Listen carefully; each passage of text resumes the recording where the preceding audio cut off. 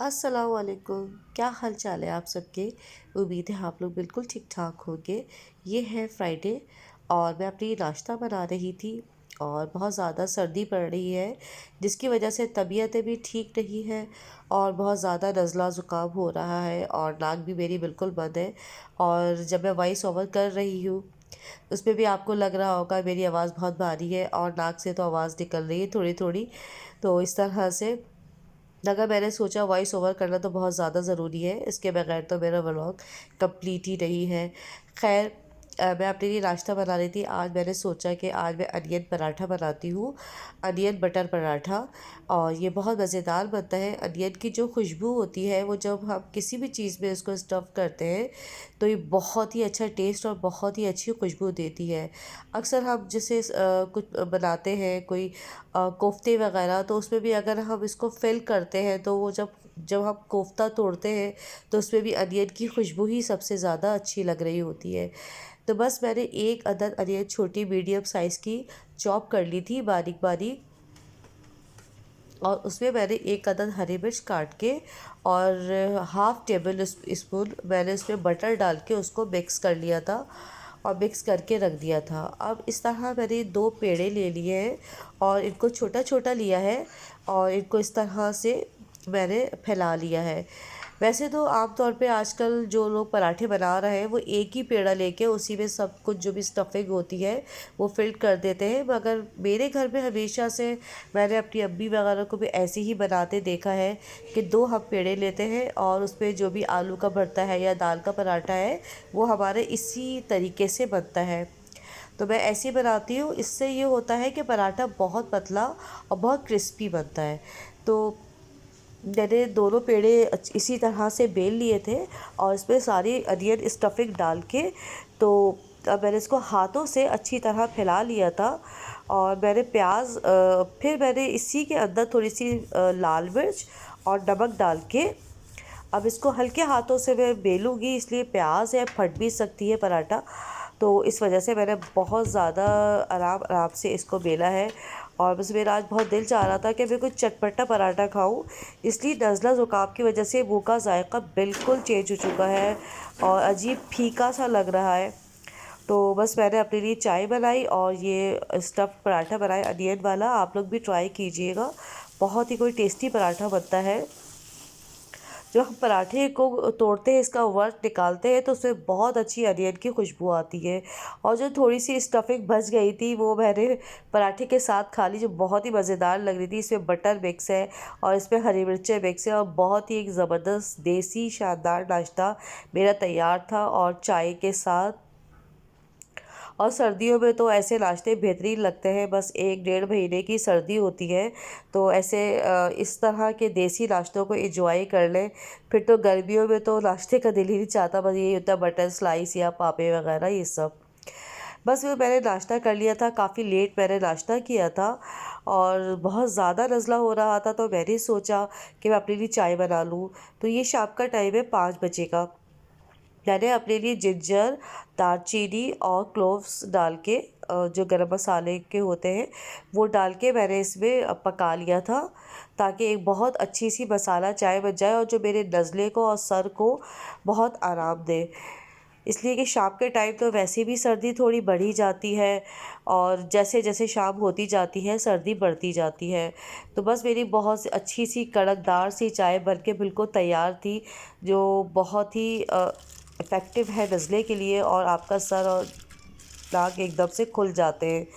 और ये मैंने कीमा निकाल लिया था और चाय भी साथ साथ पी रही थी। आज मैं बना रही थी आज चिकन मंचूरियन बना रही थी। मेरे पास बोनलेस चिकन तो नहीं थी, मेरे पास बोनलेस कीमा रखा हुआ था चिकन का। तो मैंने सोचा कि मैं उसी के आज मंचूरियन बना लेती हूँ। तो ये मेरे पास तकरीबन हाफ़ केजी चिकन है, चिकन का कीमा, और ये बहुत ही अच्छा बारीक पिसा हुआ है। तो बस अब मैं इसको मैरिनेट करके रख दूँगी।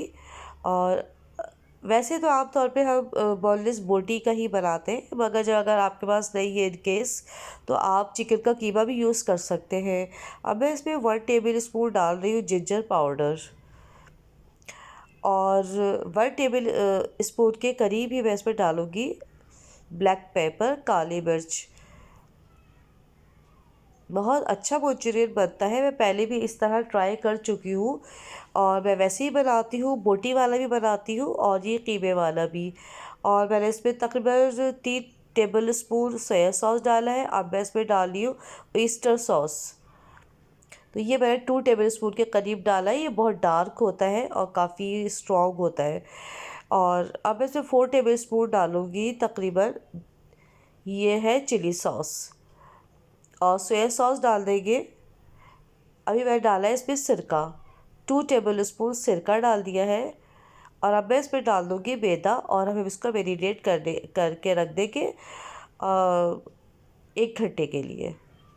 वैसे तो आधा पौन घंटा भी बहुत होता है चिकन के लिए, मगर मुझे कुछ और काम भी करने थे तो मैंने सोचा कि अच्छी मैरिनेशन होनी चाहिए। अगर 1 घंटा भी रख देंगे तो कोई फ़र्क नहीं पड़ता। बस साथ साथ ही मैंने राइस भी रख दिए थे और इनको सोक करने के लिए। ये मैंने 1.5 ग्लास राइस लिए थे और मैंने इनको भिगो के रख दिया है। चावल जितनी देर में हमारे भीगते हैं तो उतनी देर में ही मैंने सारी चिकन की जो मैंने मीट बॉल बना ली थी, और ये छोटी छोटी मैं बहुत डाल रही हूँ इसलिए चिकन फूल जाती है। बस मैंने सारा कुछ इसी में ही डाल दिया था, तो मैंने अलग से कोई कोटिंग नहीं की। और ये बहुत अच्छी सी छोटी छोटी बोटियाँ फ्राई हो गई थी, बहुत मज़ेदार।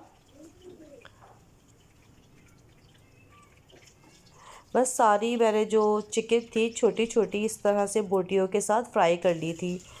अब ये मेरे पास है हॉट एंड सॉर सूप। अब मैं इसका सूप तैयार कर लूँगी, गाढ़ा गाढ़ा करूँगी।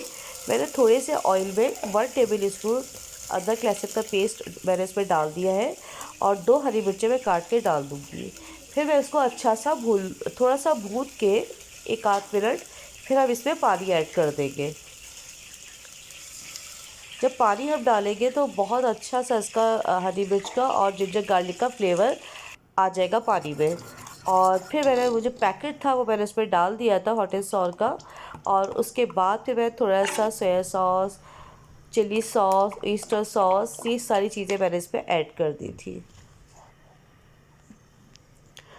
और सर्दी में तो वैसे भी ऐसी चीज़ें बहुत मज़ेदार लगती हैं। और मैंने सारी जो हमने जो मंचूरियन की बोटी बनाई थी चिकन की वो मैंने डाल दी थी। वो मैं शूट नहीं कर पाई इस दौरान मेरे फ़ोन आ गया था, तो मैं वो शूट करना भूल गई। और साथ ही हमारा पानी जो है वो बॉईल हो रहा है राइस के लिए। और चिकन मंचूरियन हमारा बिल्कुल रेडी है। आज मेरे हस्बैंड की फरमाइश पे ये बन रहा है।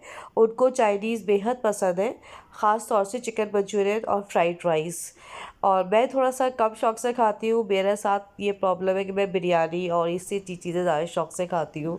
तो मैंने सोचा कि चले उनके लिए बना लेते हैं, सर्दी भी है और सूप भी हो जाएगा और खाना भी हो जाएगा।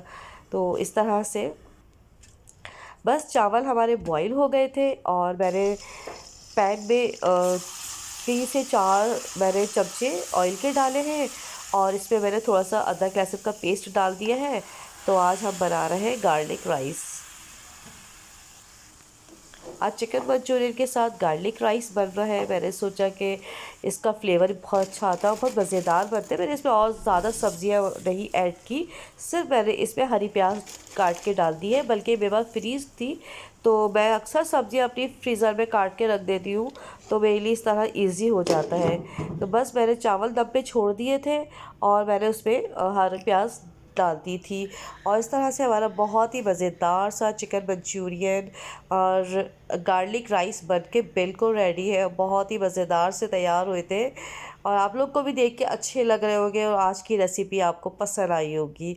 बस उसके बाद सारे काम हो गए थे, ऑयल मेरा ख़त्म हो चुका था, तो मैंने सोचा कि मैं इसको रिफ़िल कर लूँ जार में। तो बस ये काम भी मैंने साथ साथ कर लिया था। रात का टाइम था, फिर मुझे सुबह फिर दोबारा से कुकिंग करनी होती है, तो मैंने ये ऑयल फिल कर लिया था। बस ये हम लोग गए थे सिंदबाद, ये कुछ दिन पहले की वीडियो है।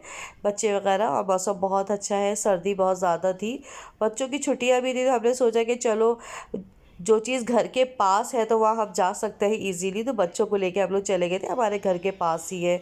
तो बहुत अच्छा लगा, बहुत कम आना होता है ऐसी जगहों पे। वो एक्चुअली बच्चों की जगहें होती है और बच्चों के खातिर ही आना पड़ता है। तो इससे मेरी बहन और सब बच्चे वगैरह बैठे हुए थे, मैं तो वीडियो बना रही थी। मैं थोड़ा ज़रा कम बैठती हूँ राइड्स वगैरह पर, थोड़ा डर लगता है। तो खैर बहुत मज़ा आया। तो ये बहुत अच्छी कश्ती है, सभी लोग इसे बैठे होंगे, आप लोग भी। तो बस इस तरह से थोड़ा सा टाइम यहाँ स्पेंड हो गया था, काफ़ी मज़ा आया बच्चों के साथ, बच्चे एंजॉय करते हैं तो फिर अच्छा लगता है बड़ों को भी। तो इस तरह से ये हमारा आज का व्लॉग था, और उम्मीद है आपको आज का मेरा व्लॉग पसंद आया होगा। इंशाल्लाह मिलते हैं नेक्स्ट व्लॉग के साथ। जब तक के लिए अल्लाह हाफिज़ एंड टेक केयर। मेरे चैनल को फॉलो करें, सब्सक्राइब करें, शेयर करें।